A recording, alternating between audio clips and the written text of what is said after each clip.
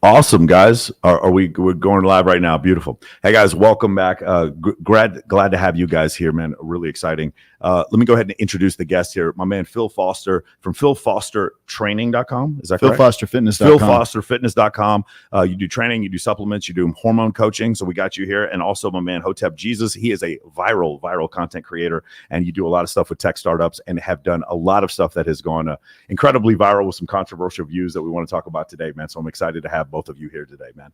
So let's go ahead and get this thing started. First off, Phil, you were just talking a question a second ago about hormones. Can you go into that? You were saying efficient. So when they sign up with my programming, basically what happens is I let them go their way for a little bit, and they don't see the results, and so I tell them, hey, this is what's actually missing, and we get the blood work done, and sure enough, they're deficient in testosterone. Their E's out of whack, and they're toast. Yeah. And what happens is they become clients, hormone clients. I get them hooked up with a provider, and the provider gets them going on the testosterone and gets their hormones in balance, and then boom, life is in line, man. They start losing weight. They start building muscle. It is pretty crazy, especially when you study like evolutionary biology and you come to the realization that like the bigger, stronger men are not rewarded now like they were before, which is fine. That's a good thing for society because we have a more technologically advanced society. But before, it was the man who was able to, have a farm, be able to protect his family and his tribe. He would have more access to women, and therefore you had more men with higher testosterone. That's right. After that, like say 1850s, you started seeing fewer and fewer of that. Also, there's another study that shows that myopia is something that's much more prevalent now because of corrective lenses than it would have been like 300 or 400 years ago, because you would have been like, there would have been evolutionary pressure against people who were nearsighted, whereas now there is none. There's zero. So you see more people with myopia. So it's really interesting when it comes to the testosterone. Hotep, in your situation, I was listening to you talking to my buddy, Mike Rashid, and you had a conversation that I thought was really interesting where you were discussing the concept of like liberals manipulating people, and you said you can't have a conversation with liberals a lot of times. Yeah, they don't want conversation. Yeah, they can't have conversation. If you have conversation, you might find understanding, and in understanding, then you don't need a mediator. Yeah, and that's where liberals like to inject themselves. Democrats, Bolsheviks, Mensheviks, however they come, they want to come in and they want to be the mediator of these conversations. So what they try to do is they try to stain your reputation, stain your name, so that people don't have conversations with you. So they'll say things like, well, if you voted for Trump, you're racist. Yeah. If you voted for Trump, you're a white supremacist. So that people will go, oh my God, you are so extreme, I can't even have a conversation with you. Because in conversation, like I said before, comes understanding. Yeah. So going back to what you said before, it was funny because Destiny was on what's the show called? Graham Stephan show, and he said, I'm like one of the only people on this side of the aisle that will have a conversation. He says something to the effect That's of true. he says one of the things I can't stand about progressives, he goes, is that what they'll do is just say you're not worth having a conversation with because you don't agree with what I'm saying. Yeah. And then he goes regardless of what you think about, like say Andrew Tate or Alex Jones, is like they're more entertaining than what we're doing. And so because of that, they're always going to be, and they're always willing to do these debates. Now, the counter to that, and I think there's a way to fix this, is that a lot of people on the left, like what Hotez, is that his name? The guy who wouldn't do the debate. Dr. Peter Hotez. Yeah. And so in his situation, he knows if he goes on there, he's going to get shot at from all these different places. He believes this is conspiracy theory. This is conspiracy. This is conspiracy. And instead of having an overall understanding of like what the subject is, he has to refute each conspiracy thing. This is because I've done like 4 or 5 debates with flat earthers, and when you debate flat earthers, you think, well, I'll just explain that the earth is round and I should win the debate. What they do is they bring up these little conspiracies that you have to go against. And so I think I don't know if you ever heard Neil deGrasse Tyson. He now won't do debates with anyone because every time he does one, they'll bring up a conspiracy and then it makes him look bad on camera. And the answer is, unfortunately, like 30 or 40 hours of study from both sides in order to actually have a real debate. And a lot of these people don't want to do that, which is what like Destiny, for all his, whatever you may believe about his political beliefs, he will do 80 hours of study so that he never gets embarrassed whenever he tries to do a show like that. I had much opinion on Destiny. But the fact that you bring up a really good point. Yeah. Like the fact that he even have a conversation, I didn't peep that. I never peeped that. Yeah. Because he's right. Like that's the only liberal that has like talked to us. Yeah. That's a good point. Damn. Yeah.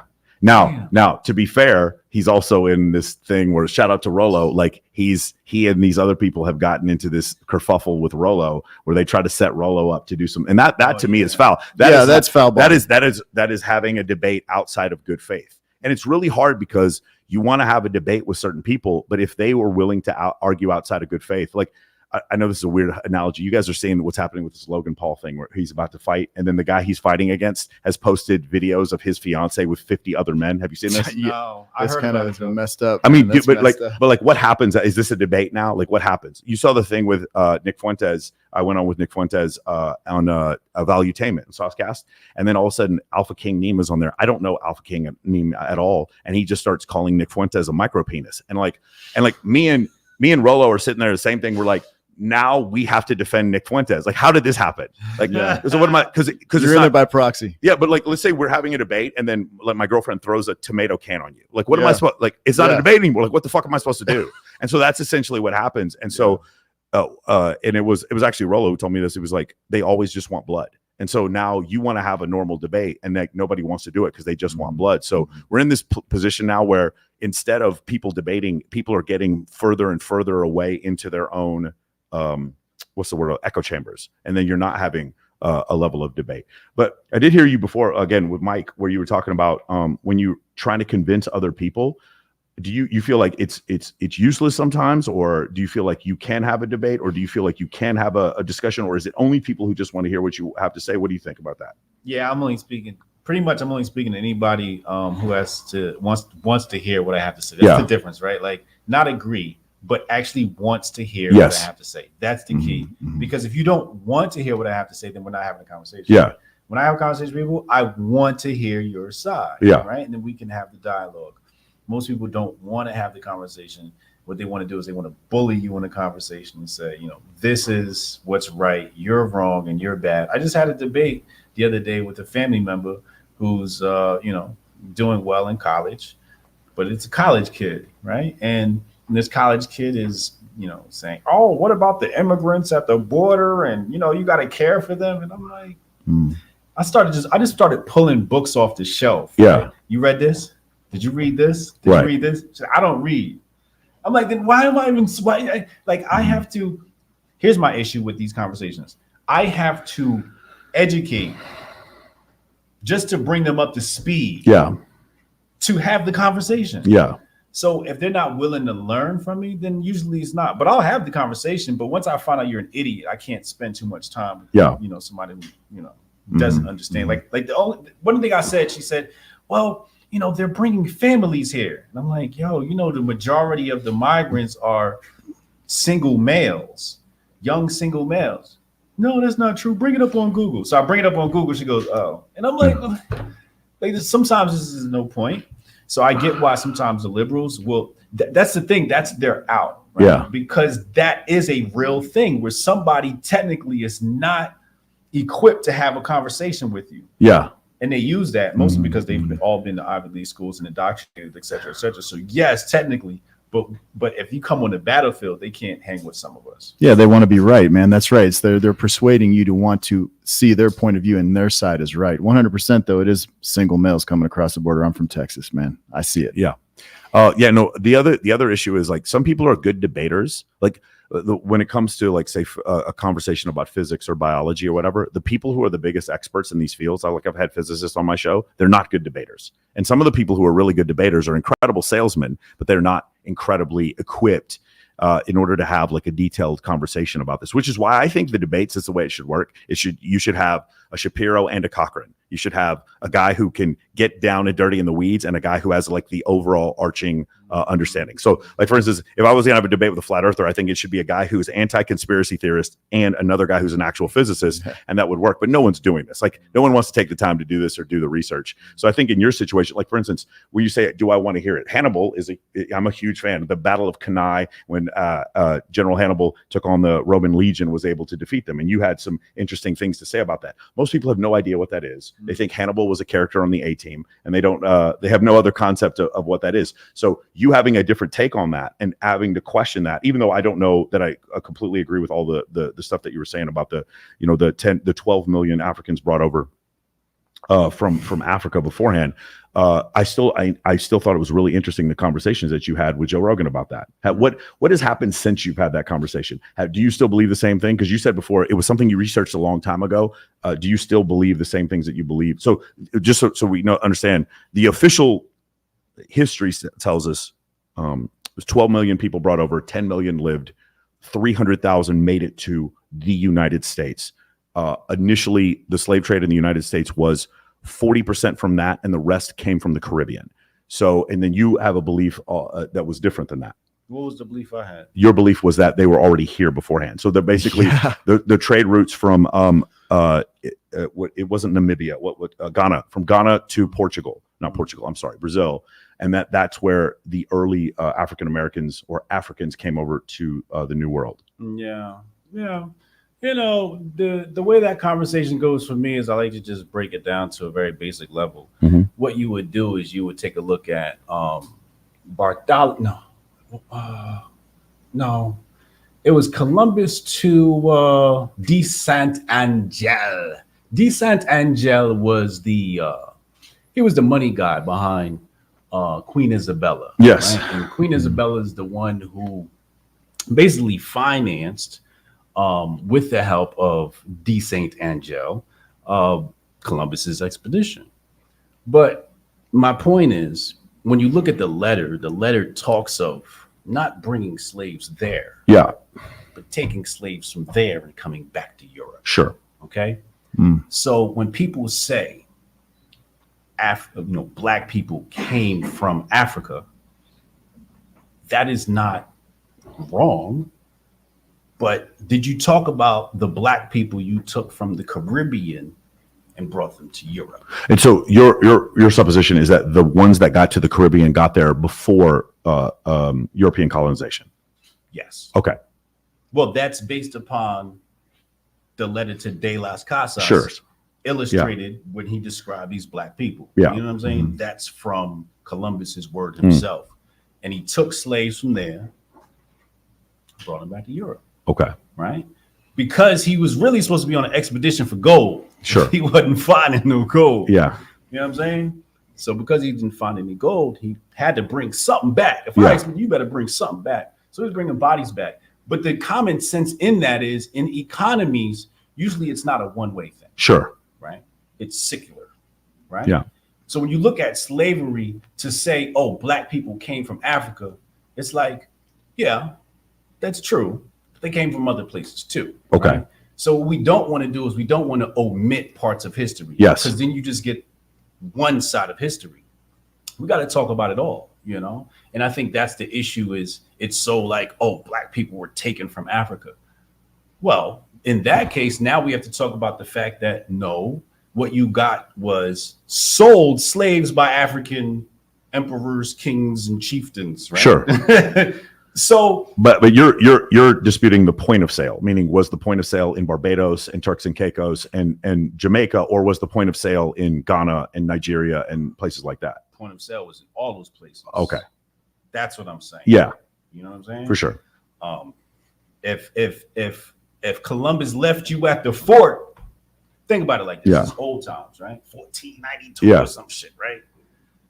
And Columbus leaves Michael Certain at the fort. Yeah. As he goes and explores. Yeah. What you gonna do with your territory? I'm gonna go explore that territory, try to conquer that area. Yeah. You see what I'm saying? Yeah. So the rules that you govern under your watch, do not dictate all white people.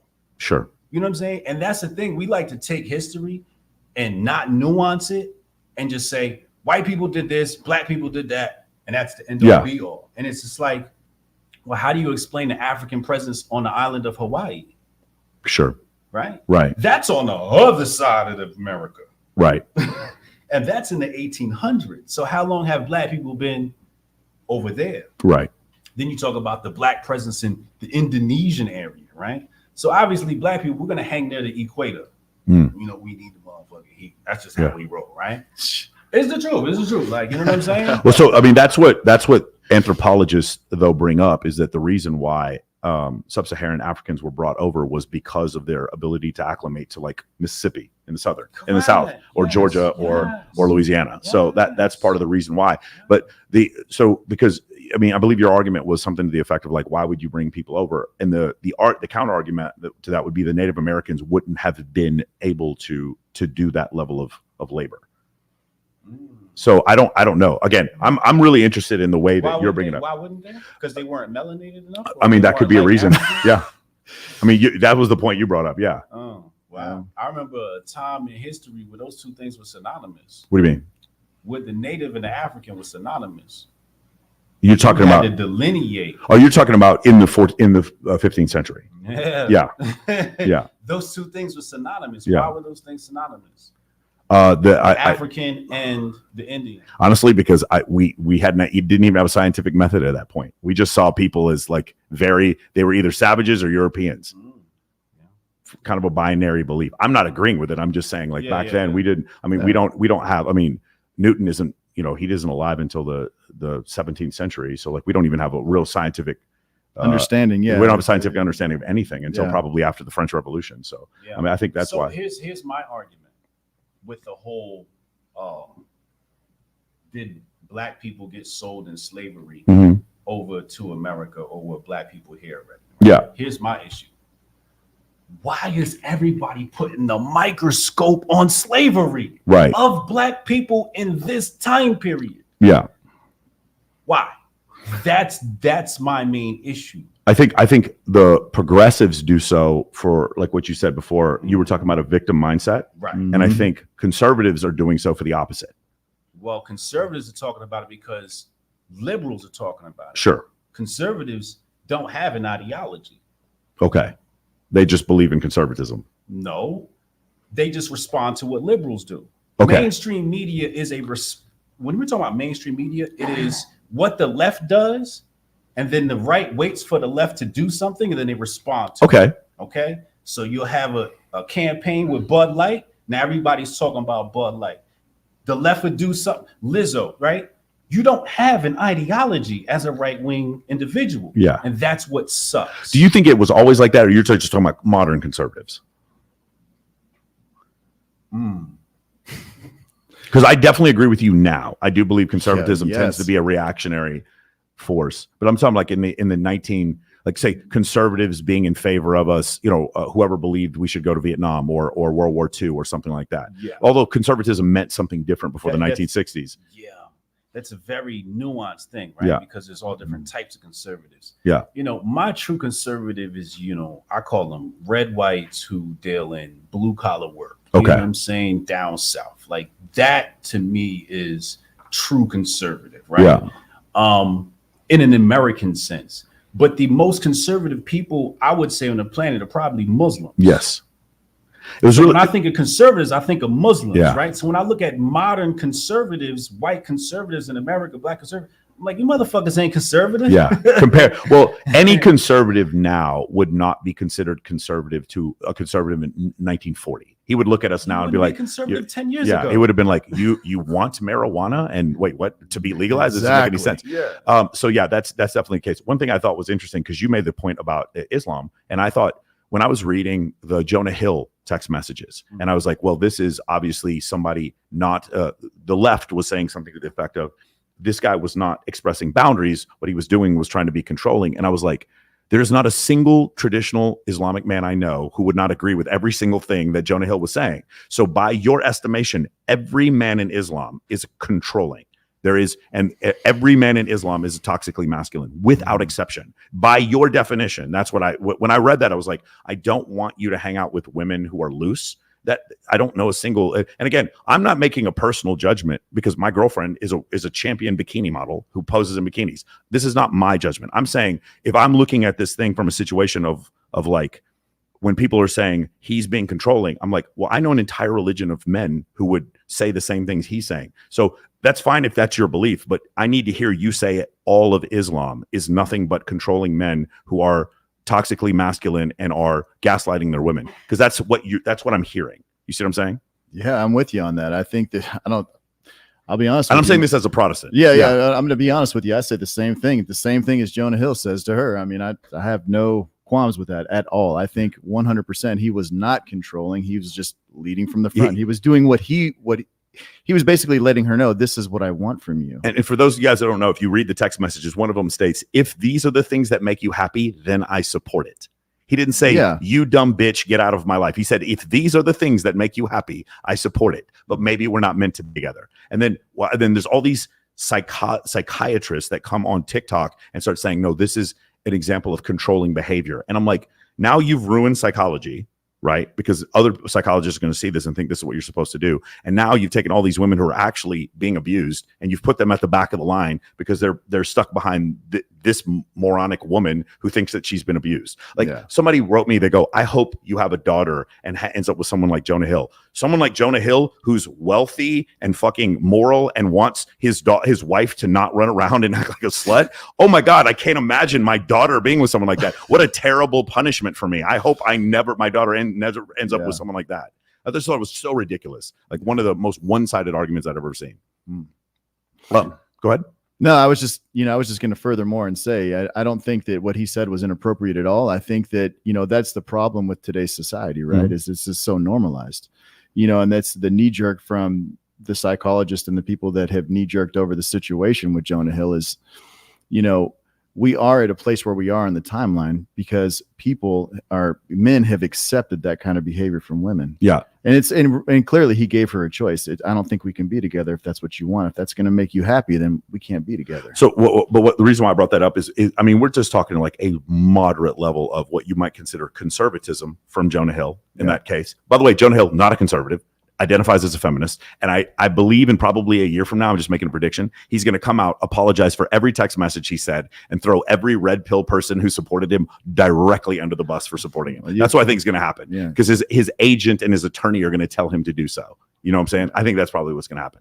But anyway, going back to what we were saying before, modern conservatism would not be considered conservative several years ago. For me, like personally, I'm conservative in that financially I'm conservative, fiscally I'm conservative. I think I love the fact that in this country we protect private property and you have the ability to become wealthy. Is it perfect? No, it's definitely not perfect. Mm-hmm. But I think compared to other countries, it's pretty great. And I want to support that system of economics that we have here. Again, do we have problems with inflation? We definitely have problems with inflation. Do we have problems with massive amounts of government spending? For sure. But compared to other places, I think free enterprise is protected here probably more than most other countries. Now, you've been in charge of 4 different startups. Can you talk about that? Yeah, more than that. But yeah, I kind of wanted to go back to the previous. Let's do it. Let's talk about it. Talking about though, like inflation and money. Like, riff off of that. Like, keep going. Like, where are you going with that when you say that stuff? So one of the issues is when we get to the inflation thing is I love the way this country is set up. And one of the things as soon as Biden was elected, and I didn't vote for Biden, I don't support Biden, but as soon as he shut down the Keystone Pipeline, and then all I heard was a recession was coming and we're all doomed. And get ready for the recession. And it was always coaches who had like a coaching program on what to invest in during the recession. And this is 5 years ago. And every year I was like, hey guys, I don't think you know when a recession's coming. So I wouldn't listen to any of these people on YouTube. And then there was no recession in 2018. And then there was no recession in 2019. And then 2020 happened. And it was like, well, you didn't predict this recession. I guarantee this wasn't you predicting this. And then 2021 happened. And then 2022, there was an invasion of Ukraine. And I'm like, how many of you guys said the invasion of Ukraine was going to happen? Because I didn't hear that. So it's like one of these things where I keep hearing about a recession because of inflation. And again, one of the guys who says this every year is my buddy, Robert Kiyosaki. He's awesome. But every year, it's like recession is coming, recession is coming, recession is coming. And then I keep hearing, well, we're not on the gold standard. So therefore, this whole thing is going to collapse. And I'm like, no, we're the country with the B2s and the F-22s. I'm not really worried about this economy collapsing.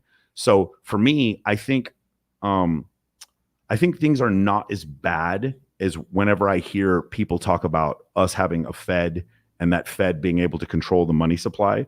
I think there's a certain level of negligence, but I think everyone's just trying to do the best they can. And but let me say this: I still love this country. Wait, what? What do you mean? Wait. Well, yeah, because I'm going to circle on that too. When you're done, go ahead. Right. Yeah. The Fed is doing the best that they can. No, I think I don't mean the Fed in particular. But what I'm saying is, it's one of these situations where I heard Bernanke one time. He was saying, they asked him, where do you get your money managed? Or he goes, how do you manage your money? What are your investment ideas, and he goes, "Yeah, I let other people hang it out." About $20 trillion. It was a disposition or a hearing with Ben Bernanke and Bernie Sanders. Yeah. And Bernie Sanders asked him, "Where did that 20 trillion go? Where did you invest that money? What banks?" And Ben Bernanke told him, "I'm not obligated to tell you that." Yeah, for sure. Yeah. Here's what I think is happening when I say that. It's one of these situations where a house of cards has been built and no one person is able to change it. And at the end, at the very top, I don't know that it's malfeasance as much as it is negligence. True. I think it's more a function of negligence. So when I say doing the best they can, it's like every president goes in there and be like, "I'm going to clean house." Well, it's not about the people, right? That's the problem. People get focused on, the people, and really we have to just understand the system. Yeah. Right? Because the people are interchangeable. You sure. drop Ben Bernanke and now we got, Gary Gensler or the other lady Powell, whatever her name is, right? Jerome Powell, I think he's over, where's he? SEC or somewhere, right? Yeah. So you have these players, but it's the system itself that is really the genius design. And we have to understand that genius design. But that genius design has permeated itself into all of Western society, specifically the entire North and South American continents in perpetuity. Yeah. As far as debt creation is concerned, through the World Bank, talking about Argentina, Bolivia, Chile, the list goes on. Sure. Same thing in Africa. Africa, for example, we have a situation in Africa happening right now with Niger. And in Niger, they just overthrew their leader, right? How did France respond to that situation? Well, first of all, they responded very belligerent, and with military might. But the main thing that they wanted to focus on was their previous deal with moving things based upon the franc. So as long as you can have individuals moving in your currency, they'll rescind the occupation of the territory. The big thing is I always tell people, it's like, let's say you're a dog chained up. I give this dog 10 feet, this one 20, that one 50, that one a mile. You're still chained to the. So people look at America and say, "Oh, America is the most free." First of all, you understand America is not a nation. America is a corporation.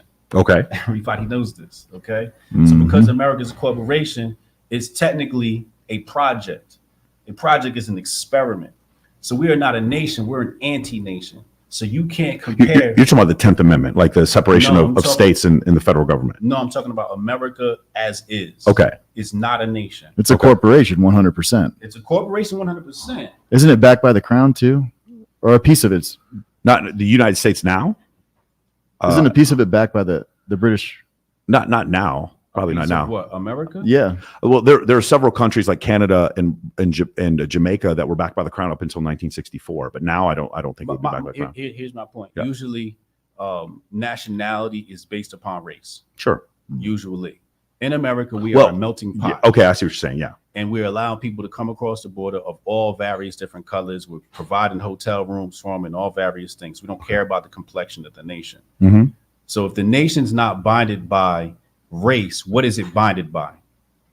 Dollars. Bingo. Yeah. Bingo. That's not a nation. That is a piece of a world economy.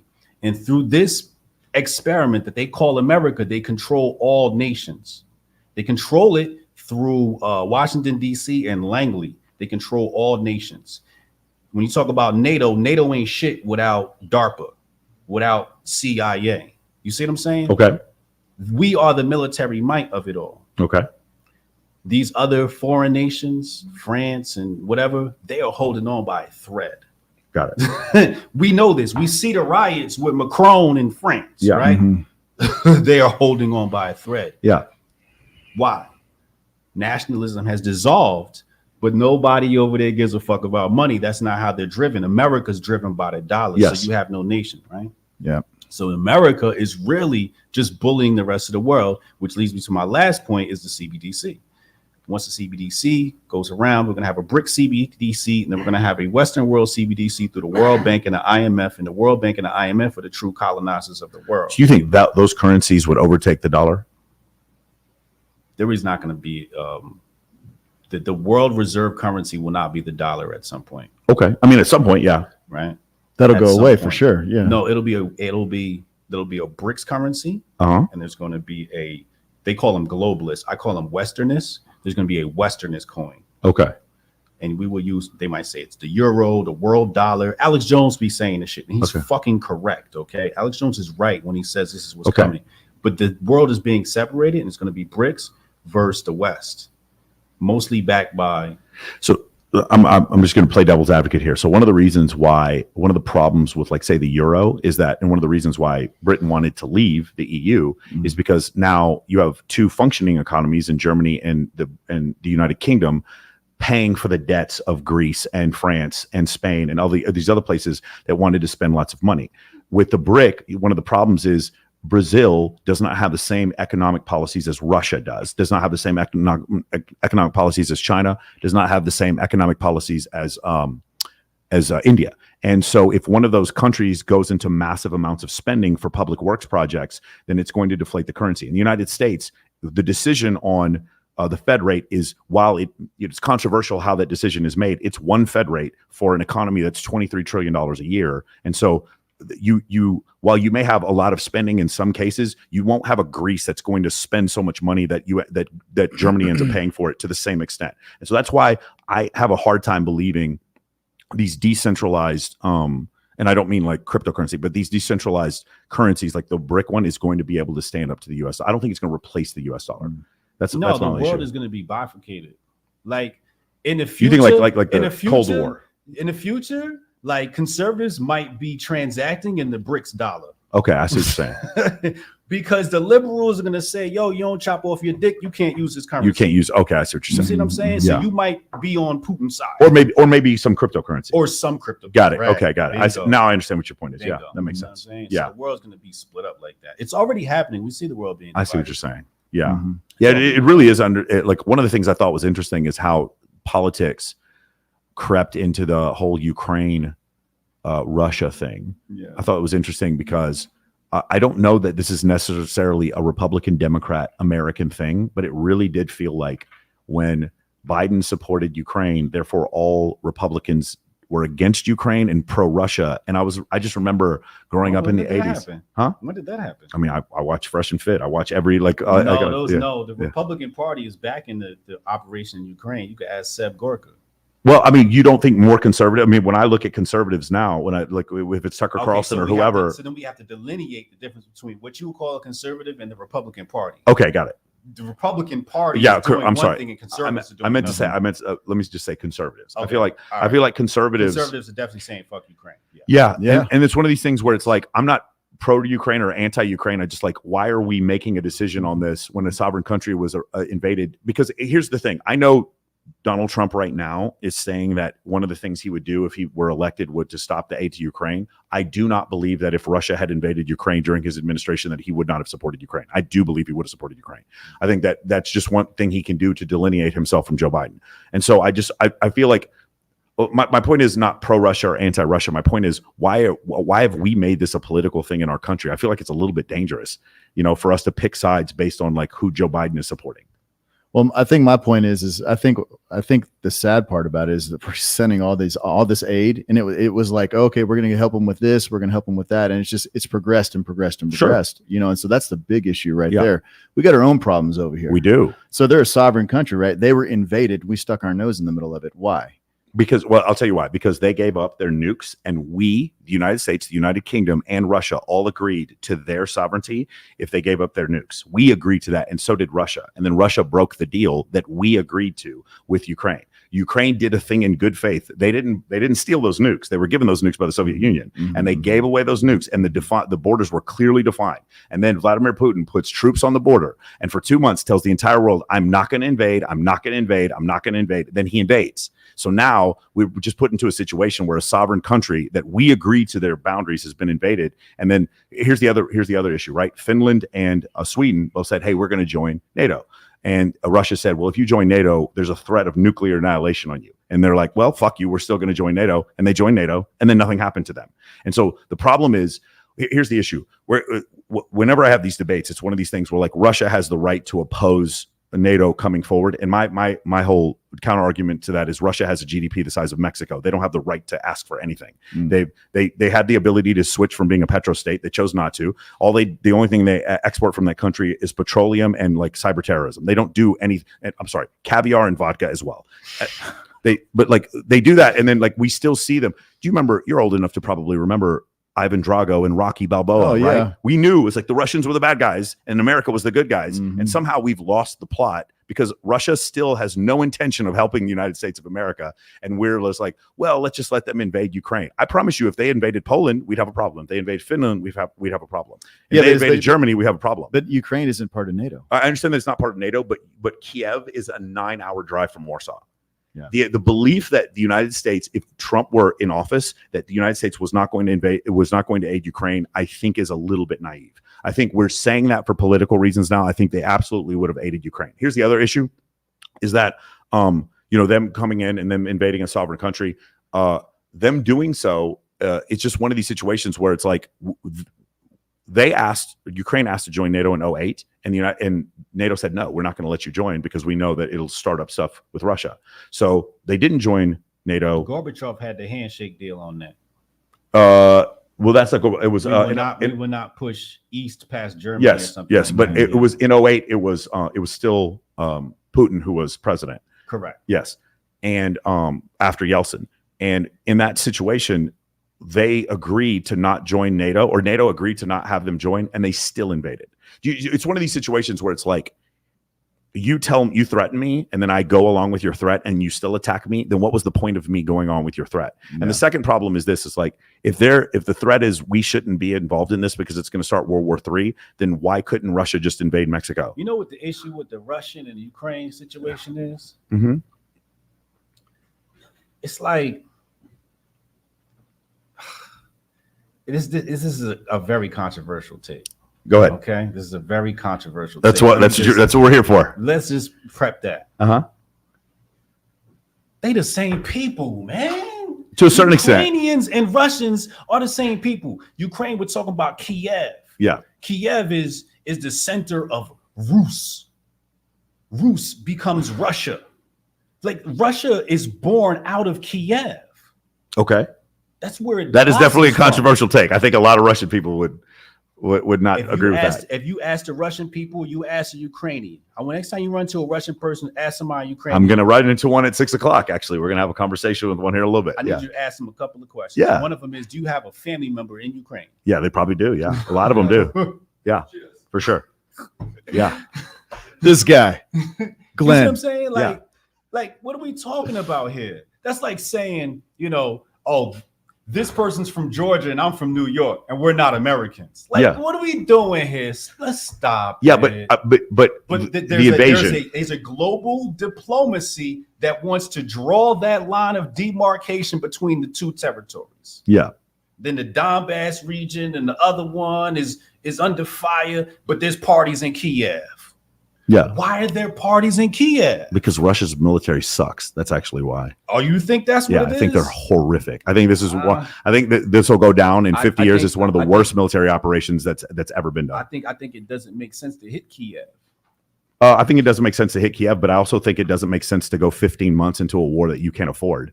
Like the United States, say whatever you want about their invasion of Iraq. They did it in 3 weeks and it didn't hurt the GDP. This thing has shrunk Russia's GDP by 3% every quarter. They've already lost 1,500 tanks and 400 fighting aircraft. The United States. Question? Go ahead.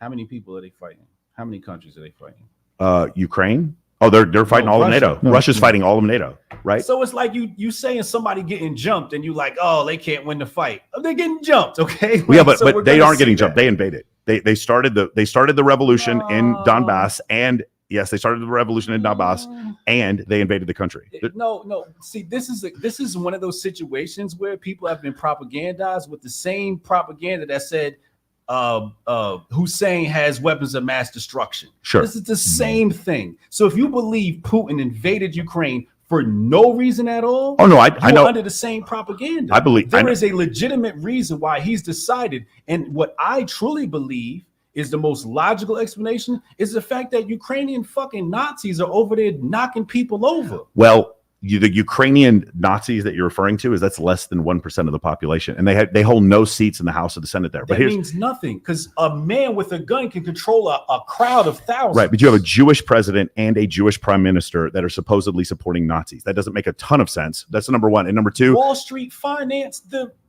Nazis in Germany. What do you mean? GE was all produced by. Yeah, correct. And Ford did stuff too. But I don't think that correlates to Nazis. Matter if somebody is going to make a play, they're going to make a play. They're not going to make a play based on race.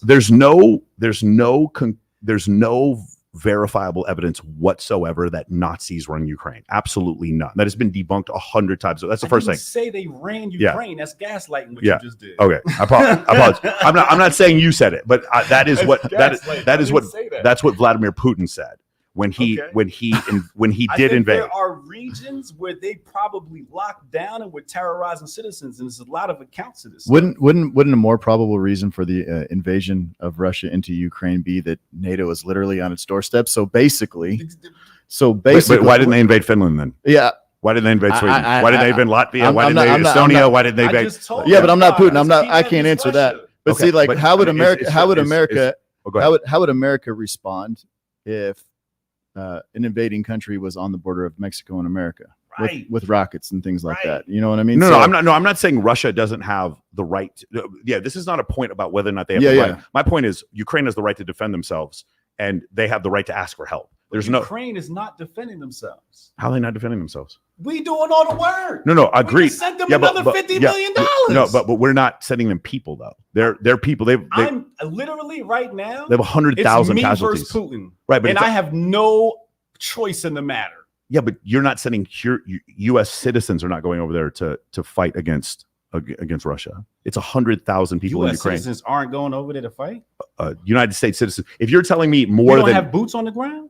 The United States has boots on the ground fighting against the Russians. Okay, all right. Just make sure we do got boots on the ground. Yeah, but like, what are you referring to? Are you saying entire U.S. battalions of M1 Abrams tanks are going in there and fighting against the Russians? Are you saying that we're fighting F-22 sorties? Arms. I agree with you. Money and arms. That's different than human beings.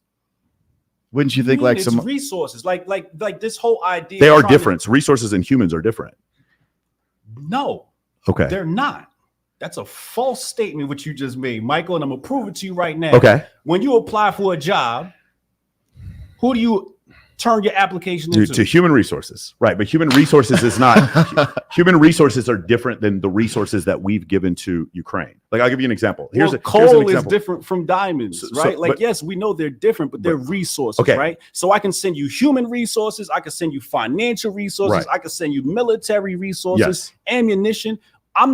I don't care how you're sending it. You're sending resources to a belligerent nation. So I think it's pretty different if I have to send my son to Ukraine versus if I'm sending money. And if you want to argue whether or not either one is moral, that's fine. But there's a difference between in North Korea, where actual Russian fighters were fighting against the United States, than we're talking about here. But you just created a straw man argument. What do you mean? I haven't finished the argument, but go ahead. No, that's a straw man argument. I would not want to send my son overseas. I am happy, yes, which is a good point you made, that it's just money. Yes. Because if I had to send my son, there's going to be some problems. Of course. Right? Of course. Yes. That's not the argument I'm making. My argument is there are resources. And I don't disagree with that at all. And by the way, I think this actually is to my point that Russia, there's no reason for Russia to be involved in this anymore because they can't win this battle.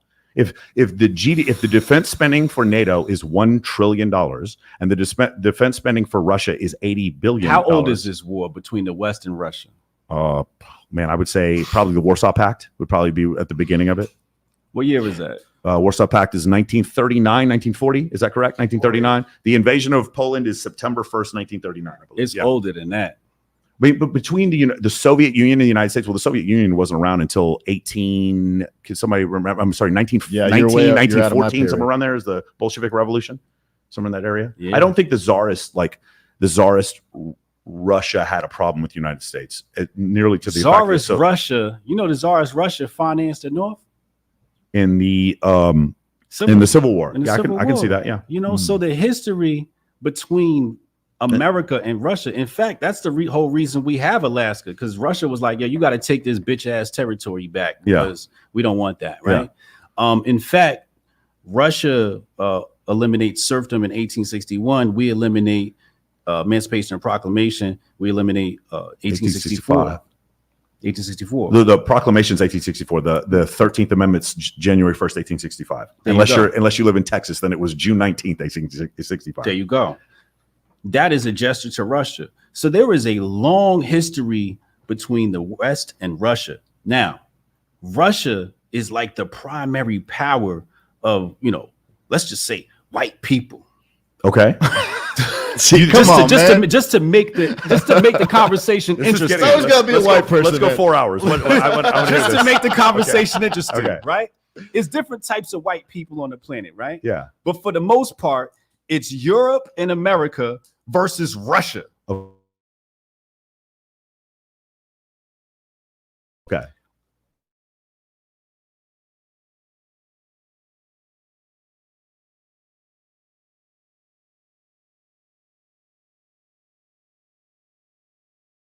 Don't want to be part of Europe. So I think Russia kind of made their bed in that situation. You see what I'm saying? Like, I don't think Russia had a choice in the matter. I think Russia could have chosen to not be belligerent. Let me tell you why I don't think they had choice in the matter. Because they're looking like, yo, we feed Europe. Okay. It's about petroleum and grain. Yeah, for sure. They feed Europe. And they're like, you want me to become a subservient under you? No, you should fall under my rule. Yeah. Right? That's one of the last crowns to fall, too. Tsar Nicholas. Yeah. Through democracy. Right? Yeah. So Russia had a huge wealth base in that time period. Mm-hmm. You know what I'm saying? So, like, you can't really just say, these blanket statements about how Russia is or was or operated. Let me ask you this, Mike. Yeah. Like when it comes to like Europe, for instance, like how bad are they hurting because Russia's cut them off? I think they were hurting bad, and that has significantly reduced the price of petroleum recently in the last 2 quarters. Inflation in the United States, by the way, it went from like 11% down to 3.2% in the last quarter.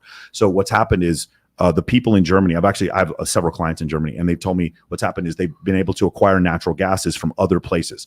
You're right. The majority, it's like 40% of petroleum that Germany was using was coming through Russia. And a lot of it was coming literally through Ukraine. And to your point before, why is Russia invading? I don't think it's because of an expansion of NATO. I think it's because they recognize there was the 20th largest oil reserve on the planet is in Ukraine. They weren't able to get to that oil 30 years ago because of the technologies in shale drilling. And Ukraine is going to let Western countries come in there and extract that oil. So now Russia not only cannot ship their oil through Ukraine, now Ukraine's going to sell their own oil to Germany. And they're in the next year, all those NATO countries are going to be receiving a shipment of 200 F-35 Lightnings. And at that point, now Finland, Denmark, Sweden, Germany all have air supremacy over Russia because Russia doesn't have anything in their arsenal that can stand up to an F-35 Lightning. So now that's the reason why I think they invaded. I don't think it had anything to do with Donbass. So oil. Anything, I think is absolutely. When you're 60% of your government revenue comes from one substance, petroleum, I absolutely think this is because of oil. And he could not give 2 fucks.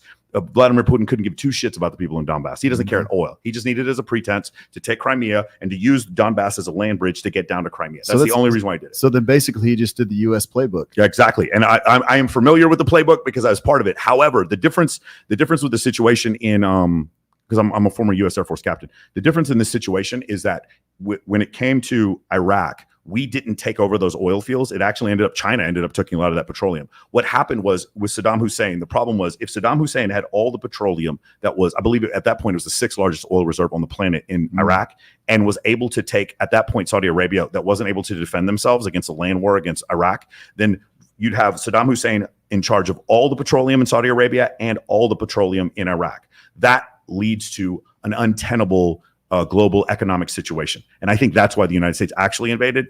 And they use the pretense of weapons of mass destruction because people don't want to hear petroleum stability. We're going to send your kids to war because of petroleum stability. I think that had more to do can we with talk about hoes? Go ahead. That's what I was going to switch to that. Sorry. We can talk about that. You had a question for me earlier. No, yeah, I was just, obviously, Mike, I don't consume a whole lot of social media content. And when we were before the show, I was asking you, I was like, man, how did you even fall into the position you're in? I was like, where is that bingo card, man? So let's hear it. So I when I got out of the military in 2011, I moved here and I started working with a couple of like event planning groups. And one of the things I figured out was that like, what are we doing? 10 what? You got 10 minutes left? Yeah, just because they got to be a minute. No, we're good. We're good. Right? We're good. We're good. You gotta be at- No, I got 6 o'clock. Okay. Yeah, I think we're good. Leave it. Yeah, if I'm there by 6. It's fine. Okay. Yeah, we're good. I just basically started throwing these events with a bunch of friends of mine, and I saw what they were doing wrong. I see like a lot of club promoters and people who generally try to throw events like this. They treat women like cattle, and I was like, no, let's use women to meet other women. Let's have women be part of the thing that helps me meet a bunch of other women. So I started a program where basically guys have women help them recruit other women to throw events, and then we throw charity events for domestic abuse, animal rescue. We throw events for homeless people, troops overseas, and for different stuff like that, orphanages, stuff like that. And so that's what we've been doing for the last 10 years, is throwing events, helping raise money for those different charities. But we use women, and like really attractive women. Their superpower is that they can get people to look. And so like Lindsay Palis will come to one of our events and we'll raise like another $100,000 for a different charity. So that's what I've been teaching for like the last 12 years. And in doing so, because I'm able to recruit, I now host the 3 biggest bikini competitions in the world. One of them here in Las Vegas. Nice. Mm-hmm. Yeah. What did you guys think specifically? Because I know you've had a ton of conversations with Rollo about this. What do you think specifically is the issue that's going on now? For me, I believe it's like a matter of like female delusion and men like having this inability to stop simping with certain women. I think that's led to an untenable situation is the dating market. What were your opinions on this? It's the grift, man. Everybody's grifting off the masculine shit now. Okay. And they fucking the game up. Okay. You know, there's too many voices in there. And Rollo talks about this. He talks about how it goes in these cycles. Yeah. And he says to go mainstream, then it'll die. Go mainstream, it'll die. Well, we're on that upward curve where it's starting to go mainstream. You're starting to see a lot of bad opinions out here. Mm-hmm. But the overall, I think overall it's a net positive, though. Sure. It's a net positive because we need to have the conversation. It needs to be had, especially now when you got all the T people walking around and those agendas and whatnot. So it's very important for, heterosexual people to commingle and talk, even if they're arguing. Sure. You know what I'm saying? Yeah. So you want more discourse, regardless of whether or not they're grifters or not. You think there should be more discourse? Yeah, because it's one of the last places that we can actually have conversations. For sure. Because if Fresh and Fit or your podcast was a political podcast, you wouldn't have those same girls there. Sure. But because you make it about dating, which is still a political issue, it is, yeah. It kind of changes things. So, no, I'm glad. My issue is, I think, the attack on men more so, where specifically black men. Yeah, I'm a black man, as you can tell. It's like. We are the one group that gets attacked by both sides. Yeah, you made an incredible point about the BLM situation where it's like, if you support BLM, you must also support these. You can't be against these anti-trans, anti-LBGT things. And somehow it's like, because I've always had an issue. I've had an issue with this back when I was in junior high. I was like, how are you conflating? Again, I'm not saying that homosexuals have not been persecuted. They absolutely have. But like for you to conflate a homosexual today with what an African American had to deal with in the 20s, 30s, 40s, and 50s, I think is really, really unfair. Yeah. I thought that was like, no, it's not quite the same thing. And so now what's happened is it's like, let's bring all our victimization, let's put it in one big pot of gumbo. And now if you oppose any of us, you oppose all of us. Yeah. And I always thought that was an issue. I've also said this before I get to a point. I think openly homosexual men are going to leave the LBGT community. Because you want to know why? They're lawyers, they're doctors, they're accountants, they're public officials. And they're like, I don't want to be drug into all this shit. My life is actually pretty good. I can marry a man and get the same tax breaks as being jointly married. My life is not that bad for you to drag me into the rest of it. I think openly homosexual men are going to become conservatives in the future. I think that's what's going to happen. I can see that happening. Yeah. Very conservative. Anyway. They are very conservative, period. Yeah. All the fucking gay men I know are conservative. Yeah. And I've worked with quite a few. I used to have a former company, a blog, an entertainment blog. So naturally, we had gay men working on entertainment, right? Yeah. And they were very conservative. Yeah. Like conservative to the point where they were like, I don't like gay people. There we go. All right. Like, interesting. Sounds like Mr. Parker. Dude, I knew an Asian bouncer in Los Angeles. And he goes, yo, man, I can't have any more Asian people in here. He used to tell me that shit all the time. I was like, what is going on right now? What's happening right now? Yeah. So, I think that one of the problems is like I think LBGT, that term is the problem, because lesbian women have nothing to do with bisexual men at all. Nothing. And it's like when you put them all together, it's like, again, there's a difference between African Americans who lived here, whose families from here, and African Americans whose families came from Africa, like within the last 20 or 30 years. They're very different. To put them all together is just, it's very binary. And so I think that's one of the issues. And so now what happens is, like you said before, you're getting attacked from both sides, because you need to, in order for you to be in favor of the advancement of African Americans, you also must be in favor of an LBGT narrative. And if you are not, then you are not, like, you know what I'm saying? And then attack, but black men are like attacked on all sides. I just want everybody to chill, right? Because it's like, your black feminists, their main enemy is black men. And then the far right, their main enemy is black men. Oh, welcome. Black people don't vote for Trump, and look at all this violence from black people against our kids, right? So black men are actually like caught in the middle of this like a war or whatever that's happening. And I just want everybody to be like, yo, chill out, everybody relax. Obviously it's not reality. And then it becomes, okay, well, who's the bigger victim? And I don't like dealing with that shit. You know what I'm saying? Yeah. Like we're not about to sit up here and like cry about what's wrong. So there is this balance the balancing act between talking about male problems without sounding like a bitch. Yeah. Okay. It is problematic. And some people be crossing that line where they talking about male problems so much that it like, you sound like a bitch. Yeah. But they need to be talked about. Yeah. So like that is the balancing act, and that's what's really hard. I think Rolo does a really good job of that balancing act. I think Phil does a really great job of that balancing act. But sometimes people just cross that line. That's one of my issues with the masculinity. Do you think that like they should stop talking the problems to women that men have? Like, when we do our panel shows, we're talking to women, men have this struggle, men have this hurdle. Should we just like stop talking to women about it because bitches don't care? Yeah, they don't care. Yeah, they don't care. So just stop talking to them and just talk to men about it, right? So it's really interesting when you do that. So for instance, if I have a discussion and I start talking about like things that men can do to get better in life, a couple thousand views. If I have a one that's titled "Modern Feminist 304 Gets Destroyed by Red Pill," I get 100,000 views. So one of the problems is while I agree with what you're saying, Glenn, it's that type of thing where women are held accountable on YouTube. There are 15-year-old kids, boys right now, who are fucking addicted to this content. And when you do so, it grows your channel, and then you can spread out and go into other messages. I am absolutely not interested in the male victimization card whatsoever. Yeah, I am all about. I live in a country where I can work hard and become wealthy. That is all I can ask for. And have people throughout. I grew up in North Texas. If people held my skin color against me, absolutely, right? They called me, I'm Colombian. They called me Mexican. I don't care. But what the thing is, I was able to become wealthy, date the woman that I wanted, and live the lifestyle I wanted, and anything I wanted, whatever. Like here, I'll give you an example. The thing that Bud Light did, right, which hurt their stock.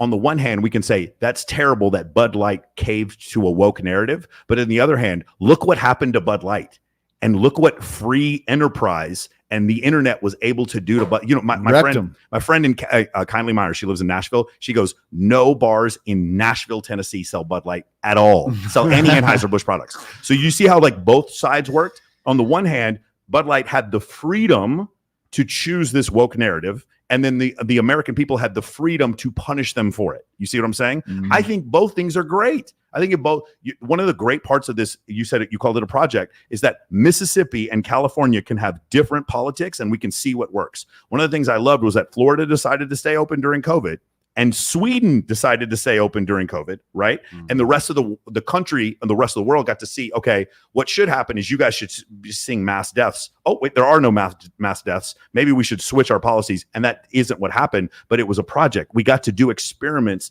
in different parts of the country to see what worked and what didn't work. But yeah, I mean, back to your point that you just said a second ago.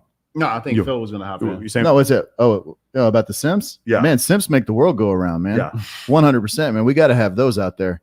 The trick is getting guys to understand that you can't hold women accountable, period. Sure. I mean, you just let that go. Yeah, but here's the thing. Don't get excited. Like, I'm not excited to hold women accountable. I just have a boundary. Like you're in programming, and it's an if-then statement. An if-then statement does not have emotion to it. if you violate this boundary, like for instance, if I'm Logan Paul and I see all these pictures of you with all these other women, then we're not getting married. That's how it should work. You shouldn't be happy about it or sad about it. If you cross the boundary, That's that. Rollo and I, just to be funny, sort of, we both bootlegged the Barbie movie, and we did a review on it. One of the things that happens in the movie that I found like probably the most offensive is that Barbie openly just like disregards Ken. Ken, you're superfluous. You don't really matter. You're not really a part of my life. So Ken does what a good man is supposed to do and be like, well, fuck you, Barbie. I'm going to go make my own way and come up with my own shit. And the movie portrays him as immature for going against Barbie. Mm-hmm. And I thought that was probably the most damaging part of the entire movie, was this concept of like men standing up to women whenever women want to stand up to men, is that then, or when women find men superfluous, they should just go ahead and accept their superfluous nature because their only existence is there to serve women. My issue with that is, first of all, I would have never watched the Barbie movie. We bootlegged it. I'm just gonna say, I can't, shout out to the Hindi people who made that bootleg for us. You watched the movie. Yeah. No man's supposed to watch Barbie. Real talk. It was hard. It was hard to get there. But Rollo said he watched it. I'm gonna tell you what happened. Yeah. Y'all got caught up in the grifting. The great grifting. Y'all was like, yo, this is too many clicks. We can't pass up. And I respect it. Yeah. And y'all was doing recon. Yeah. And I respect it. Yeah. Because we do need somebody to do recon. Like, what are these bitches being brainwashed with, right? Mm. My issue is I could have filtered the bitch out based upon if she saw the movie or not. Interesting. Yeah. You know what I'm saying? Did she watch the movie? No good. I don't care. If she got to the movie theater, we got to cancel her. Okay. Well, you see it all over social media. A lot of these guys are like, yeah, these dudes have literally dressed up with their girl to go see that movie. Hilarious. And I'm like, what? I was going to get Rollo a shirt that said, I am Knuff. What? Like, Yeah, I was going to get that t-shirt. That's crazy to me, man. No, Rollo reviewed it. And I was like, bro, I got to do this because we were going to do a show on it. And I was like, bro, if I don't watch this, I'm not going to understand anything you're talking about. Yeah. But I will say, like, it is one of these situations where it's like, I do want to understand, like, listen, I've read Mein Kampf. I've read the Communist Manifesto. I'm going to read anything that I disagree with. Like, it's one of those things. I'm going to be open-minded to anything that I specifically look for authors that say things that I don't like, for instance, sperm wars or stuff like that, where they say stuff that goes against evolutionary psychology. But what did you have an overarching like belief about where things are going wrong right now? Things are always wrong. Okay. Throughout life. And the problem is people are looking at our problems today as if they're new. Sure. These problems have persisted throughout the ages, and therefore the solutions have persisted throughout the ages. And the problem is not enough women are wearing hijabs. You think that should be the solution? No, I'm just being facetious. But it comes down to so there's the 7 deadly sins, right? Yeah. And then there's the 7 heavenly virtues. Sure. Right. So it has these opposites. So I think Protestant church helps set some of this stuff up too. But there are guidelines in which we should live our life. And most people are not living up to those guidelines. And one of them right now has to do with sexual promiscuity. There's much lechery and licentiousness happening in the world today, and nobody wants to curb that. Now, if you have an intimate relationship with a woman, these are private matters, that's great, but it's become public, it's become pervasive, and everybody is participating in it. And it's a huge industry right now through OnlyFans and then other outlets. That right now is a huge problem.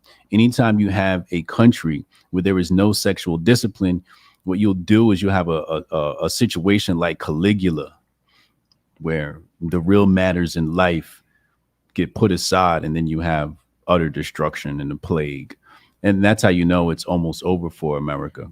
Do you think one of the issues is whenever you have a polyamorous society, you have a small group of men at the top that get a disproportionately high number of women, and then a large group of men at the bottom that get no women. And as such, there's studies that show that monogamous societies tend to be less violent, and polyamorous societies tend to be more violent because you have men at the bottom that have no upward reach as far as relationships. Say that piece again. You said polyamorous what? So polyamorous societies, what they'll do is you'll end up with more men at the top. So look. So which one has more violence? polyamorous societies would have more violence. Like what you Because said men with are jealous of. when you say Caligula, or in situations in the Middle East where one man has 4 wives and men at the bottom have no wives because of their socioeconomic status, or caste systems like in India, where you have massive amounts of men that have no options as far as getting married. Those societies tend to be more violent than societies that have encouraged monogamy. Is that what you're referring to? Because when you say Caligula, I never heard that before. There's some studies that talk about this, where encouraged monogamy allows for men at the bottom quartile at least to have one wife, right? If you do that, if they have one wife, then they're going to have, they're going to be able to have children. They're going to there's a lack of sexual frustration that happens. Whereas if you have a society where every dude is just losing to Dan Bilzerian, then there's a lot of men at the bottom who get very frustrated, and you have a lot of what are called surplus men who don't have any options. And then you look at statistics now, and you see that 26% of men under the age of 30 are virgins. Well, we already have a society of surplus men. Wouldn't you agree with that? I mean, but we're talking about cavemen, like Pleistocene Homo sapiens. Yes, I definitely agree that would be the case. Very, like 40. We can look at Y and X chromosomes. 40% of men throughout history have ever reproduced, and 80% of women have reproduced.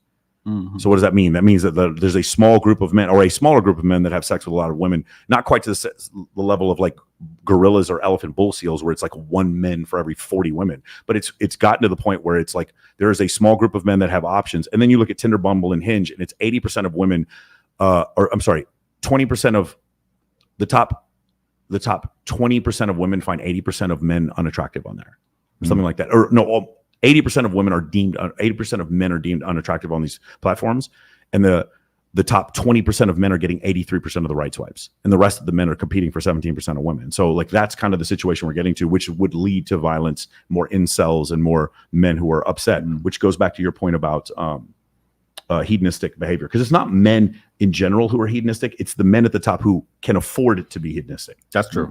Yeah, that is true. That's true. Where'd you get that information from? The one about the dating apps is from a book called Dataclysm, but just the violence. There's just some studies I forgot what it is, but you can look it up. Yeah, it tends to be more societies that have more monogamous relationships tend to be less violent. The first thing I want to do is look at the populations of these societies. Yeah, right? That's the first thing I want to look at, because you might see a difference in statistics based upon populations, because there's many smaller populations where it's polyamorous and it's very peaceful. Well, if it's polyamorous and young men are able to have sex in this polyamorous society, then that's fine. But if it's polyamorous and that the royal family are fucking all the women and all the other guys get no one, then there will be violence. If you were to look at like what is the major predictor of violence, they definitely getting some pussy in these smaller. For sure. I mean, we're talking about if it's like Jamaica, free love. I mean, you got to share your girl. If you got 40 wives, you ain't gonna tell you, hey, look at him. He just sat over there. Look at this little simp. Go over there, give him some pussy, please. Yeah. If that was the case, then yes, I agree. This is what I'm saying. A lot of these conversations come down to how civil you are. Yeah. If you've got 40 wives and somebody ain't getting no pussy, you got to send one of your bitches over to give them some pussy. You know what I'm saying? Like, but Jesus, you grew up in, what a great idea. If I had 40, that would be a great idea. But like the most king, right? Yeah, always. You're the emperor. If you're the emperor of this island or whatever, like, why wouldn't you? I mean, obviously she'd have to consent, right? Like, yeah. As long as she consents. But I mean, if you got 40, you can't take care of 40. You can't fuck. That's a lot of work right there, man. That's a lot of work. Yeah. Like for example, there's this thing created by Dr. Umar where he says, for polyamorous situations, you can, for your first wife, you can have a virgin, you have whatever you want, right? But your second relationship has to be a single mother. And I thought that was interesting, right? Like you have to pick up the baggage that's sitting around in the Black community, right? So he was looking at this as a thing for the Black community, for the entire Black, so like a macro solution for the Black community. Got it. One of the solutions. Yeah, I thought that was pretty interesting, right? That is interesting. But I think what really comes down to is, what is the organization of how your society manages relationships? Yeah. America doesn't have that type of organization. It's because we don't have any unity. The reason why we don't have any unity is because we're a nation of money. So everybody's loyal to money. Yeah. So you can't have that here. You know what I'm saying? Jose ain't loyal in general, man. I got a question. You brought up interesting point. You said consent. Wouldn't consent be marriage? When you get married, you're giving consent. If you look from a biblical standpoint, I think pre-1970s you're correct, or pre-1950s, but not now. I think consent happens even after marriage. Dude, I was in the U.S. military, and they straight up told us that if me and my wife were drunk together, she was not able to give me consent, and I could have possibly raped her. Oh, I How insane! Like I was looking I'm around, just like, saying, like, I'm just what's like, happening? wondering, If she's had 2 drinks and tells me, "Come fuck me, daddy," she could still later on then get me convicted of grape because of the fact that she had 2 drinks and was not able to consent. The opposite was not true for me, by the way. Well, I know, yeah. Yeah. But so is you're talking about fixing relationships here, fixing men and women problems here. Shouldn't we go back to what, like, do we need to go back to some older definitions? I'm here? not going to agree to this on YouTube.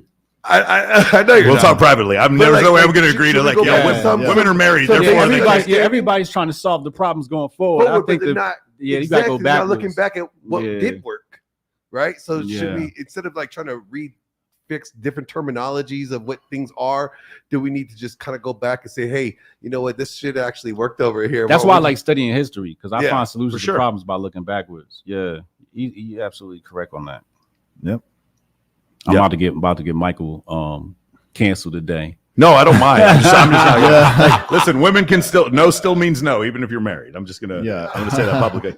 Like, say that again? Huh? No means no, even if you're married. All right. I just want to say that to the FBI who's watching. Absolutely. All right. So a couple people, I'm just curious to get your opinion. Like, what do you think about, for instance, like Nick Fuentes?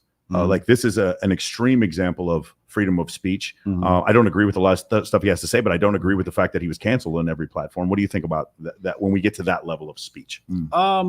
Nick Fuentes is what I would call a tester of free speech, right? Yeah. You know, how far somebody is can go with speech is going to tell you, okay, here are the boundaries of your speech.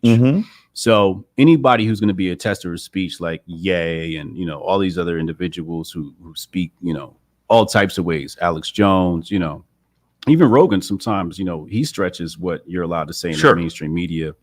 When he came out with the ivermectin shit, they canceled him for that, or tried to, right? So I love people who I love when people test those boundaries, because then I get to see, oh, okay, well, you can say that. And then what happens when you do say these things? I totally agree with this. Yeah. So it's very interesting.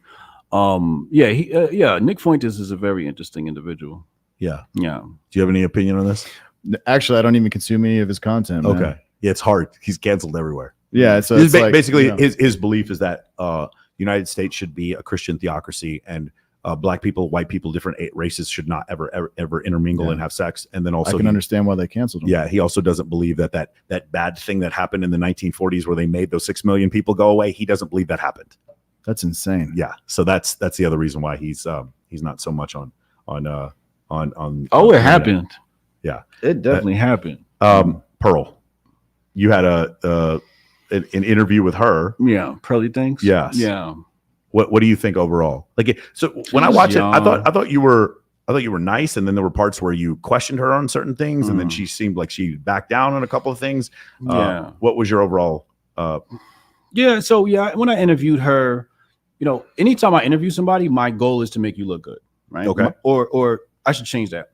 My goal is to give you the opportunity to look good. I agree with that. Yeah. So I gave Pearl the opportunity to look good, and I just felt like she sort of shunned away, and I wanted her to just say what you mean and be convicted. You know, have some conviction on what it is that you're saying, so I can go, hey guys, this is a real individual. Go support her, right? Because we need more people on the right with these messages. I don't want to delete any voice. And what it seems to me was there was a lot of question dodging, and I'm not used to my guests question dodging. I'm used to my guests answering my questions. And I've had, you know, Scott Adams on, who's a master of persuasion, and he knows how to dodge my questions. And I allow him to dodge my questions because at least out of that, he gives me good content. Sure. So if you're going to dodge my question, at least say something. She was dodging the question and wasn't even making content. So I'm like, no, like, tell me what you think. Like, I'm not going to be mad at you. And it felt, I think she thought I was trying to set her up. You specifically talking about the reparations discussion. Yes. Yeah. Yeah. But other parts of the conversation, right? Like the beginning of the conversation, I asked her, I said, did you have any black friends growing up? And she was like, oh, it's going to be, her attitude was like, oh, it's this type of interview. Yeah. When really I'm like, do you know who Hotep Jesus is? Like, I'm a friend and ally to white people and all people. Like, I'm not here to try and get you canceled. Sure. I just want to have a real conversation. Let's be upfront. Let's just talk about these things. Because that's the problem we said earlier. We don't talk about these things. Yeah. Yeah. So, early in the conversation, did you have black friends? And all she had to do, like, nope, I didn't. Yeah. And that doesn't matter with how I'm operating my life now. And I would have been like, oh, Don DeMarco. Yeah.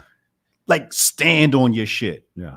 There was no point in the video where she really stood on her shit. And then when we got to the reparations conversation, to me, I was like, I know all the good arguments against reparations, and you didn't give me any of them. Yeah. Yeah. So I'm like, give me a good argument. For sure.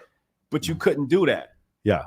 And then I gave her the best argument against reparations. Yeah. I saw that. Just to show her, like, where is the level of thinking we're operating on? She's just not operating on level of thinking. And I think that's not because she's incapable, but she's a little girl. I think as long she said that she's an entertainer, that's what she calls herself, and she said that she doesn't prescribe things, and as long as she says that, I know right. Rolo has an issue with her. He calls her a grifter, and for my whole situation is no, he calls her a hack. He calls her a hack. Sorry. And the thing is, like what you're saying before, she is. I just felt like it was really sad because she looks up to Rolo. Yeah. And she's it is. You know what I'm saying? Do you agree with me? It's sad because like she really does. She really looks up to him. From and Rolo. she comes in and she's like so polite. She's so nice. And I told her like she plays pro basketball. I don't know if you guys know. She's a semi-pro basketball player in no in idea. the UK. I thought it was volleyball. Both. She plays. Oh, she does both? Yeah. And so I was like, dude, I want to let's do some content where we like work on post moves. Like I want to play basketball against you, right? Anyway, so she's she does this and she says like, I'm just here as an entertainer. And I was like, okay, as long as you're an entertainer, I actually don't have a huge problem with this. Like if I had a discussion with a comedian about quantum mechanics and he's trying to give me this Joe Dispenza answer and he doesn't quite know what he's saying, I'm not gonna be mad at him. That's not his job. Yeah. So that's not an issue. So as long as she says that, I really don't have a problem with it. Whereas Rolo does so much. Rolo sends me abstracts and conclusions of studies. This was so unfair of Destiny to say this. He goes, these guys don't actually do the research. That is bullshit. Rolo is constantly sending me study after study after study after study, and we go through it. And often the studies don't agree with what we believe. And that is the reason why he and I got so close, is because all we cared about was the science initially. Now we have our own individual opinions, but like that was, to me, that's the difference. Rolo wants to be and should be taken seriously as almost an academic level of understanding when it comes to intersexual dynamics. And Pearl does not claim to do that. But the thing with Pearl is, because of her way of creating content, she's just blown up so fast. Also, she has a very unique, it's not unique anymore, but a unique technique when it came to growing her channel. She does, I want to say 100 shorts a day.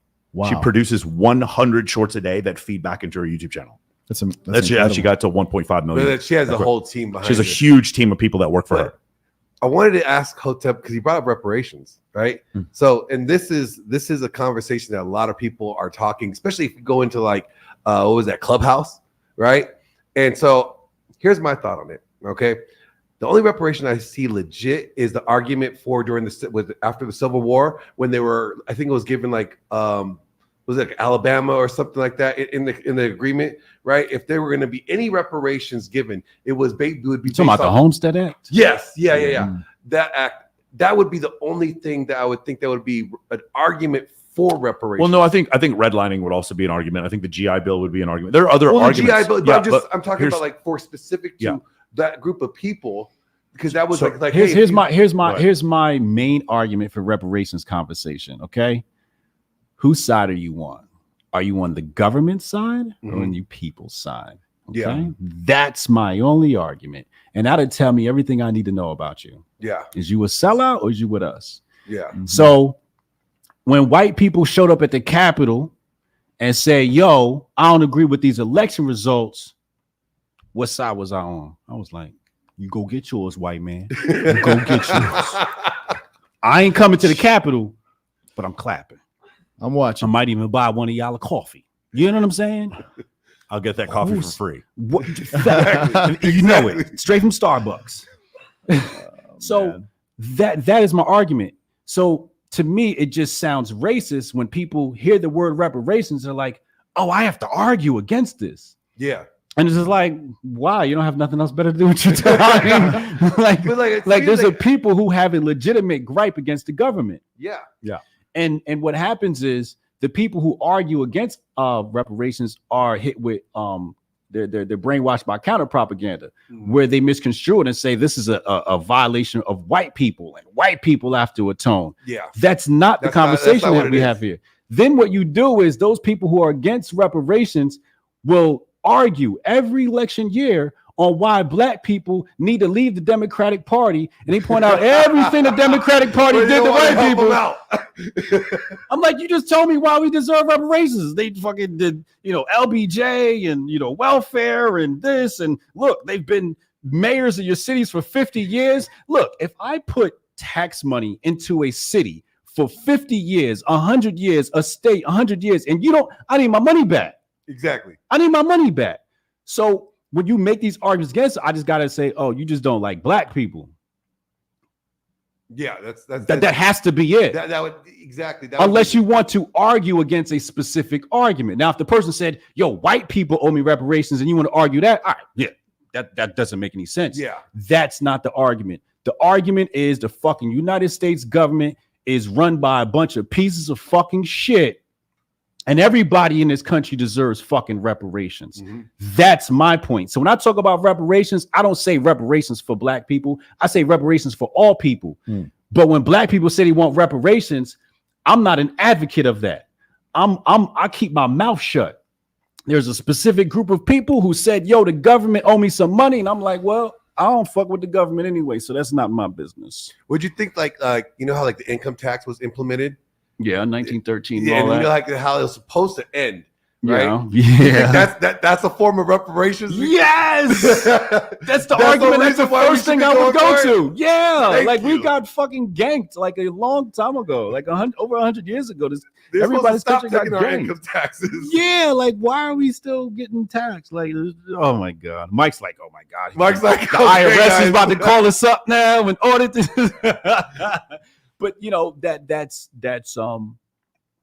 the issue. When people talk about reparations, it's like I don't even have debates about reparations because I don't give a fuck, right? Like, I think it's interesting because the way it triggers people. I think that's kind of what you're saying. Yeah, yeah. So why would it trigger a white person? Yeah, it doesn't. And it would trigger a white person. Doesn't bother me at all. Because, well, some white people, it would trigger them because they've been propagandized. Sure, of course, by the other side. The arguments I would see would be like, how do you choose how much reparations go to which person? And you'd have to go back and look at their lineage, and you'd also have to find. You've gotten too deep in the weeds, right? But that would be one of the arguments for specific reparations for those who were people who were descendants of slaves, or people who have been the victimization of redlining, the GI Bill, or any other thing. Like you were saying before, it was not Deloitte and Touche. What was the name? No. Here's what I'm saying, Mike.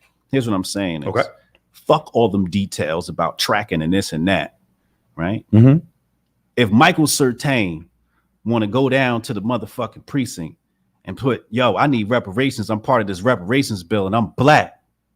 Hotep Jesus gonna say, go get yours. There we go. We robbing the bank. Everybody, come on. You know what I'm saying? We looting. Hey, what about me? Can I get some though, man? That's yeah.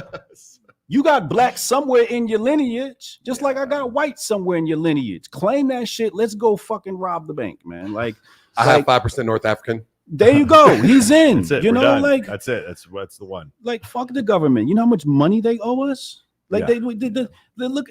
That's the other thing. We done sent all this money to Ukraine, and we arguing about we can't give black folks some money. And the thing is, this is the other part of the reparations conversation. You don't give black folks that money, that shit gonna disappear overnight. Then what? You mean you give them the money and then it disappears, or you don't give them the money? No, you give them the money. Okay, and it disappears. Then what? What do you mean? The stimulation of the economy? What do you? I understand. There's going to be huge stimulation of the economy. Yeah. Do you guys remember the reparations thing on the Chappelle show? It goes, Fubu stock has gone up 7,000%. You remember that? That's hilarious. Jordans will be going through the roof. Yep. A pair of Jordans through the roof. Not Timberlands. Gucci through the roof. Versace. Everybody can be wearing Versace. Yeah. So if you're smart, you're going to be able to capitalize on, you could put your money in Benz or whoever. Like Like we can all win. Like if you just looked at, took a second to just not be an idiot and look at it like, well, how can I win off of reparations? Like how nobody look at it and go, well, That's how can exactly, I win yeah. off If of that this happened, that's exactly what I would be doing. Because people were doing that when FEMA was cutting checks after Hurricane Katrina. People, you want to know who was winning off that? FEMA was cutting checks. Strippers were coming from all over the nation to Slidell, Louisiana, New Orleans, all these different places. Strip clubs, because these FEMA employees were getting paid in cash. Strip clubs were popping up all over New Orleans after Katrina happened. It was crazy. That is amazing, right? Another thing, what happened was after people started getting paid during COVID, right? There were a lot of people that started selling courses online. They started doing all this kind of stuff to like take advantage of some of that money, right? They were doing hand sanitizer, hand sanitizer, right for sure. They're like, okay, these people now have more money. Let's figure out a way to make money off of this. And I think a lot of people were doing that. Yeah. So there's definitely a way that you can pull that off. But so I wanted to give people an argument against reparations. The argument, or one of the arguments against reparations, is after we give Black people the money, then what? You can't come back again. You can't come back again. Yeah. We've served our sentence. We've paid our penance. You've got your check. And that's why I want to warn Black people, like, when you get your reparations, you better make sure that contract is tight. You're going to end up in you've seen people go up in contracts and just get bad contracts. Yep. Reparations, to me, when Black people get it, is going to be a bad contract. Yeah. It's going to be a bad. Democrats are going to fuck us really bad. Pause. There we go. One thing you talked about with Joe Rogan also was the concept of manifestation. And there's a lot of controversy when it comes to that too. When I look up the definition of manifestation, it doesn't include any work. But when you talk about manifestation, you talk about working towards a certain thing. And then, like, for me, one of the problems I had is, like, after The Secret came out, I just met a bunch of people who legitimately thought that they were going to clinch their butthole and fucking a Lamborghini was going to fucking come out of quantum particles. And the problem is there's still a lot of people who believe that. And then when I talk about other people, when they talk about manifestation, it was like, yes, you point your mind towards the goal, then you work towards the goal. And I was like, well, no, I'm looking up manifestation. There's nothing in here about work. You see how that gets confusing? Can you look up this Latin phrase and put it on the screen? It's called ora et labora. O-R-A et labora. And basically just means work and pray. Like labora is labor, and then ora was pray, right? So ora et et. Yeah, et labora. So manifestation, there you go, right there. Manifestation is a combination of work and prayer. Pray and work, So the issue with The Secret is they told you the pray part, and there was nothing wrong with that. They just didn't tell people you actually had to work. Yeah. But it's a lot easier to sell a book where you don't have to work after you do the book. And that's what I thought a lot of people were grifting off of that. And there's a lot of people currently who are grifting off of that. And often I find those people to either be like extremely entitled or incredibly attractive women. Like I tend to see that, that type of situation where they believe that they manifested certain things in their life. And I think that part is dangerous. As long as people understand that the work comes along with the prayer or the visualization, then I think it's a good idea. I think the problem happens is very often it's sold in a package where you don't have to do that. It's just you remember Think Skinny? Do you remember that whole fad? People would think skinny and it would make them burn more calories. Like nonsense like this was pervasive. But man, what is your cost of goods sold on a thought? It's zero. If I have to make a book or make a meal plan or make supplements or make or do whatever, there's a cost of goods sold there. When my product is you need to think a certain thing and you're going to achieve a goal with no work, my cost of goods sold is zero. Exactly. My markup on zero is incredibly high. I make a lot of money off that. So I think that was something that was super dangerous. Yeah. All right, guys, we got a couple minutes here. Where can we find you? You can find me at Phil Foster _ on all socials, and then Phil Foster's Growthcast on YouTube, and that's pretty much it, man. PhilFosterFitness.com, man. Love it. Hotep. menoforder.com. All things men and masculinity. We have you on the tech side. We have you on the crypto side. We have you on the father side. So menoforder.com. Awesome. Rolo wasn't feeling, he's under the weather for this episode. So hopefully next time we do this, we'll have him I'm back going to cuss here. Rolo ass out. You're going to cuss him out? When I see Rolo, I'm going to cuss him out. That's my boy. Yeah. Let me just say his last piece. That's my boy. Rolo, I love you to death when I see him cussing your ass out. And you know why? You wasn't supposed to do what you did. And when I see you, you getting scolded by your nephew. All right, we're gonna fix this shit. Anyway, man, we're gonna see. Hopefully, we'll see Rollo here soon. He'll feel better, and we'll have him out here, and he can come judge the bikini competition next Friday, where we can deal with more of the hedonism. Anyway, just kidding. All right, we're really happy to have you guys here, man. Hey, thank you so much, Glenn, for letting us, and Jabrizi for letting us use your space here. This place is fantastic, and we will see you guys here really soon.